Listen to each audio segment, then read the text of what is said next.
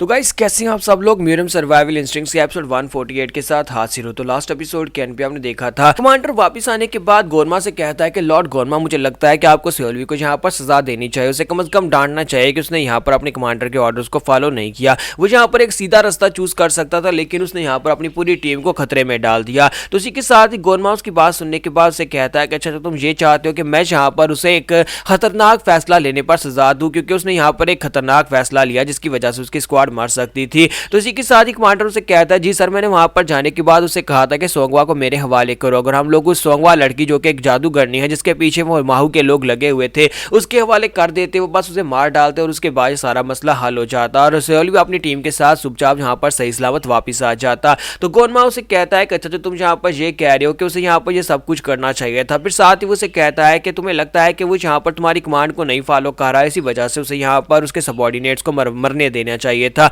क्या तुम चाहते हो कि यहाँ पर मेरी साइड के ऊपर से मेरे सबॉर्डिनेट्स काम होते जाए? क्या तुम्हें लगता है कि मेरी साइड के ऊपर एक अच्छी मैजिशियन नहीं हो सकती? तो ये बात सुनने के बाद कमांडर जो होता है वो कहता है, नहीं सर, मेरी बात का ऐसा मतलब नहीं था, और साथ ही वो उसके सामने घुटने टेक देता और कहता है कि माय लॉर्ड, प्लीज मुझे माफ कर दीजिएगा। तो गोरमा उठकर खड़ा हो जाता है और उसे कहता है कि क्या तुम्हें लगता है कि हमने जो रास्ता चूज किया वो आसान रास्ता है? तो वो कहता है, नहीं सर, वो आसान रास्ता नहीं है। तो गोरमा उसे कहता है कि मुझे पता है कि ये एक बहुत ही डिफिकल्ट क्वेश्चन है और तुम्हें भी यहाँ पर काफी ज्यादा दिक्कत हो रही होगी। मैं यहाँ पर 4 डिसाइपल जो कि बाकी सभी से बहुत ज्यादा कमजोर हूँ और तुम जहाँ पर मुझे फॉलो करते हो, इसका मतलब यह है कि एक ना एक दिन ऐसा दिन भी आएगा जब तुम्हें यहाँ पर अपनी जान भी देनी पड़ सकती है। लेकिन इस तरह की सिचुएशंस में तुम क्या करोगे? क्या तुम यहाँ पर ऑर्डर्स को फॉलो करोगे? क्या तुम अपने सबऑर्डिनेट्स को मरने के लिए वहां पर छोड़कर निकल आओगे? इस तरह की सिचुएशन में एक ऐसा बंदा जो कि टफ फैसले ले सकता है और रिस्क ले सकता है, ऐसा बंदा ही हमारे काम आ सकता है और ऐसा बंदा ही हमारे काम आएगा और आगे जाकर भी हमें काफी ज्यादा फायदा होगा। मुझे लगता है कि उस लड़के के अंदर यहाँ पर इतनी पावर, इतनी हिम्मत है कि वो जिंदा रह सके, मुश्किल फैसले कर सके और मुश्किल फैसले करने के बाद अपने आप को जिंदा रख सके।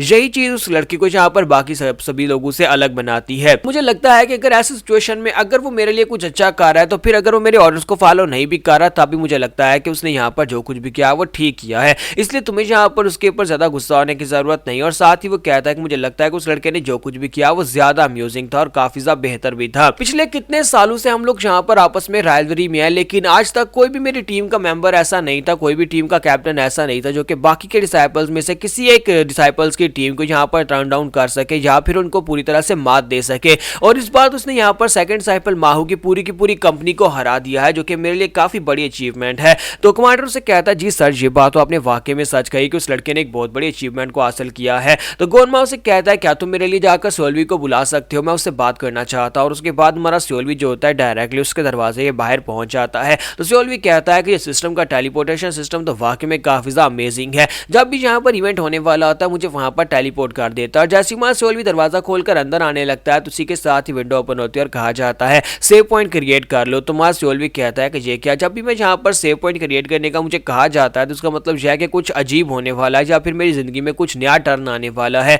इसी वजह से मुझे सेव पॉइंट क्रिएट करने का कहा जाता है कि अगर मुझे वो चीज पसंद नहीं आती या फिर आगे जाकर खतरनाक सिचुएशन में पड़ जाता हूं तो वापस इसी पॉइंट के ऊपर से मैं दोबारा से रीस्टार्ट कर सकूं। लेकिन इस बार यहाँ पर ऐसा क्या बड़ा होने वाला है? मैं तो गोनमा से बस मिलने के लिए जाने वाला हूँ, लेकिन मुझे लगता है कि इस बार मुझे अपना सेव पॉइंट क्रिएट कर लेना चाहिए। तुम्हारा सियोल्वी जो होता है वहां पर अपना सेव पॉइंट क्रिएट कर लेता है। उसने पहले से वहां पर 2 सेव पॉइंट क्रिएट्स किए होते हैं, 3, तो उनमें से एक को उसे डिलीट करना पड़ेगा, उसकी जगह के ऊपर वो नया सेव पॉइंट क्रिएट करेगा। तुम्हारा सियोल्वी वहां पर से एक को डिलीट कर देता है और उसकी जगह के ऊपर एक नया सेव पॉइंट क्रिएट करके दरवाजा खोलकर अंदर आता है। तो लॉर्ड गोरमा उसे कहते हो तो फाइनली तुम यहाँ पर आ ही गए। तो फिर साथ ही उसे कहता है कि कमांडर ने मुझे यहाँ पर सब कुछ बताया कि उस जगह के ऊपर क्या हुआ था और कैसे तुमने वहां पर उन सभी लोगों को डील किया। तो सियोल्वी कहता है कि लॉर्ड गोरमा, प्लीज यहाँ पर आप मेरी कुछ ज्यादा ही तारीफ कर रहे हैं, ऐसा कुछ भी नहीं है, मैंने बस वहां पर एक सेल्फिश डिसीजन लिया, कमांडर की बात नहीं मानी और अपनी कंपनी के एक बंदे को बचाने के लिए मैंने ये सब कुछ किया था। तो गोरमा उसे कहते हैं कोई बात नहीं, लेकिन मुझे इस बात की काफी ज्यादा खुशी हुई कि वहां पर मौत का सामना करके भी तुमने अपने कमांडर्स की जान बचाई, यानी कि तुम अपने कंपनी फेलो मेंबर्स को बचाना चाहते थे। हालांकि यहाँ पर ऐसा ही होता है कि हमेशा जो नीचे कमांडर्स होते हैं वो अपने कैप्टन को बचाने के लिए अपनी जान को दांव पर लगाते हैं, लेकिन आज मैंने यहाँ पर पहली बार देखा है कि कैप्टन ने अपनी जान को दांव पर लगा दिया अपने सबऑर्डिनेट्स को बचाने के लिए, जो कि एक एक्सेप्शन है। और मुझे लगता है कि तुम और तुम्हारी टीम का बॉन्ड आपस में काफी ज्यादा गहरा है। तुम्हारा सियोल्वी कहता है, लॉर्ड गोरमा, आपका बहुत बहुत शुक्रिया, उम्मीद करता हूं कि अगली बार मैं इस तरह के गलत फैसले नहीं लूंगा और इस तरह के रिस्की फैसले बिल्कुल भी नहीं लूंगा, ताकि मैं यहाँ पर आपकी और आपकी टीम को बचा सकूं। तो गोरमा उसे कहता है कोई बात नहीं, तुम यहाँ पर इस तरह के फैसले ले सकते हो जब तक कि तुम यहाँ पर अपनी टीम को जिंदा वापस लेकर आ सको। फिर साथ ही उसे कहता है कि क्या तुम्हें याद याद है मैंने तुम्हें एक ऑफर दी थी, मैंने तुमसे कहा था कि क्या तुम यहाँ पर मेरे बॉडीगार्ड बनना चाहते हो। तुम्हें और तुम्हारे पूरी स्क्वाड को मैंने एक ऑफर दी थी। तुम्हारा सोल भी जो होता है वो कहता है वो तो मैं इसके बारे में तो भूल ही गया। तो गोरमा से कहता है कि मुझे लगता है कि तुम जहाँ पर एक खास मिशन के ऊपर गए हुए थे जिसकी वजह से तुमने इस बारे में ज्यादा ध्यान नहीं दिया, ना ही तुमने इसके बारे में ज्यादा सोचा होगा। चलो कोई बात नहीं, अब जबकि तुम्हें सब में कोई इंटरेस्ट नहीं है तो कोई बात नहीं, मैं यहाँ पर तुम्हारे सामने एक नया प्रस्ताव रखता हूँ। लेकिन ये कोई प्रस्ताव नहीं होगा बल्कि ये डायरेक्ट ऑर्डर होने वाला है। और इसी के साथ गोरमा उसे कहता है कि आज के बाद से तुम यहाँ पर ऑफिशियली अपॉइंट किए जाते हो, तुम और तुम्हारे सारे के सारे जितने भी सबऑर्डिनेट्स हैं, तुम्हारी डेड स्पिरिट कंपनी के कमांडर्स में तुम सभी लोग मेरे सीक्रेट वॉरियर्स होगे।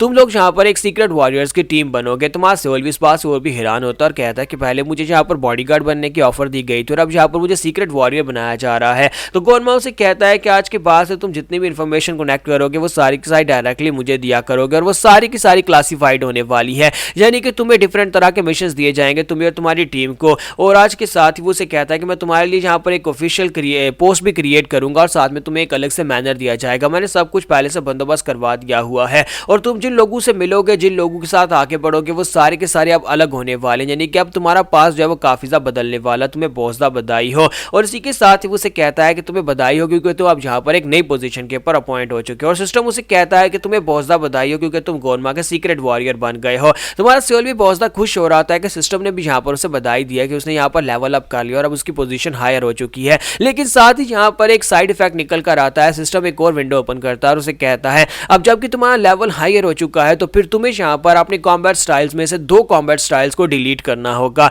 तुम्हारा सोल भी कहता है अब ये क्या बकवास हो रही है। तो वहां पर उसके पास टोटल 3 कॉम्बैट स्टाइल्स होते हैं जिसमें टर्न बेस्ड फाइटिंग होती है, एआई लेवल 2 होता है और सिमुलेशन लेवल 2 होता है। तुम्हारा सोल भी कहता है कि ये क्या, मुझे यहाँ पर 2 अपनी फाइटिंग स्टाइल्स को डिलीट करना पड़ेगा, ऐसा कैसे हो सकता है। मैं 2 फाइटिंग स्टाइल्स को डिलीट करने के बाद फाइट कैसे कर पाऊंगा। इन फाइटिंग स्टाइल्स ने लाइफ और डेथ सिचुएशन में मेरी बहुत ज्यादा मदद की और मैं बहुत सारे लोगों से इन्हीं की मदद से फाइट करके इस लेवल तक पहुंच पाया हूं। तो अगर यहाँ पर एक एक करके इनको देखा जाए, सबसे पहले यहाँ पर टर्न बेस्ड फाइटिंग लेवल 2 है। अगर मैं टर्न बेस्ड फाइटिंग को यूज नहीं करूंगा तो मैं दूसरों के स्टैट्स को नहीं देख पाऊंगा। टर्न बेस्ड फाइटिंग की मदद से मैं यहाँ पर खास सिचुएशन में जहाँ पर लाइफ एंड डेथ की सिचुएशन हो मैं अपनी सबऑर्डिनेट्स के साथ बॉडी को स्विच नहीं कर पाऊंगा। यानी कि सबसे ज्यादा फायदा है तो उसका यही था कि मैं अपने ओपोनेंट के स्ट्रेंथ को देख सकता था, उसके स्टैट्स को देख सकता था, उसकी कमजोरियों को देख सकता था। और अगर मेरे पास टर्न बेस्ड फाइटिंग नहीं होगी तो फिर मैं ये सब कुछ नहीं कर पाऊंगा। इसका मतलब यह है कि फाइटिंग में मैं बिल्कुल अपने ऊपर निर्भर करके फाइट करूंगा। और बाकी बचे 2 ऑप्शन जिनमें से एआई को तो मैं डिलीट नहीं कर सकता क्योंकि एआई एक बहुत ही पावरफुल कंपेनियन है जो कि मुझे यहाँ पर तरीके बता रहा है कि कैसे मैं सिस्टम से बाहर निकल सकता हूँ।